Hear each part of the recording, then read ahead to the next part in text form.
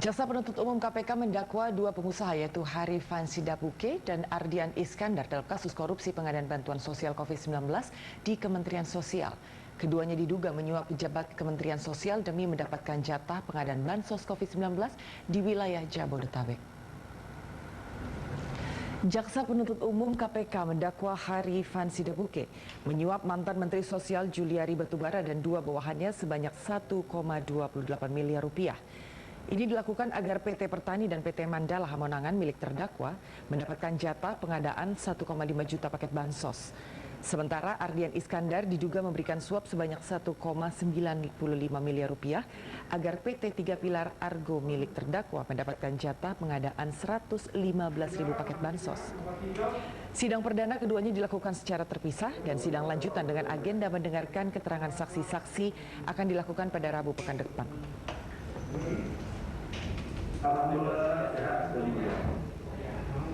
Perbuatan terdakwa sebagaimana diatur diancam pidana dalam pasal 13 Undang-Undang RI Nomor 31 Tahun 99 tentang pemberantasan tindak pidana korupsi sebagaimana diubah dengan Undang-Undang RI Nomor 20 Tahun 2001 tentang perubahan atas Undang-Undang RI Nomor 31 Tahun 99 tentang pemberantasan tindak pidana korupsi junto pasal 64 ayat 1 KUH pidana.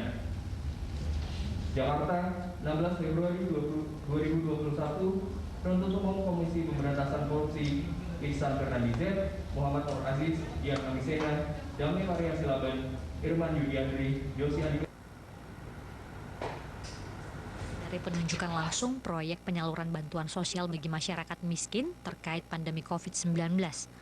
Proyek senilai kurang lebih 5,9 triliun itu tidak menggunakan skema tender, tapi penunjukan langsung. Komisi Pemberantasan Korupsi KPK berhasil mengungkap dugaan korupsi ini setelah melakukan operasi tangkap tangan terhadap sejumlah pejabat Kemensos pada 5 Desember 2020 lalu. Menteri Sosial saat itu Juliari Batubara ikut dimintai keterangan oleh penyidik. Setelah diperiksa, Juliari langsung ditetapkan sebagai tersangka.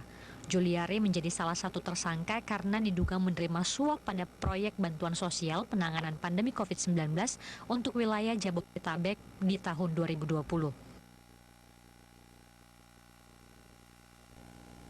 Politisi PDIP itu diyakini menyunat dana bansos sebesar Rp10.000 dari setiap paket bansos yang disalurkan kepada warga yang terdampak COVID.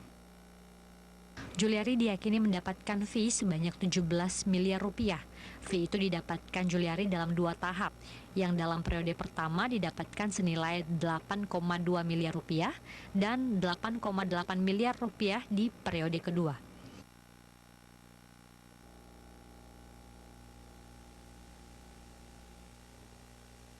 KPK hingga kini masih mendalami aliran dana korupsi bansos penanganan COVID, selain untuk Juliari dan pejabat Kemensos lainnya.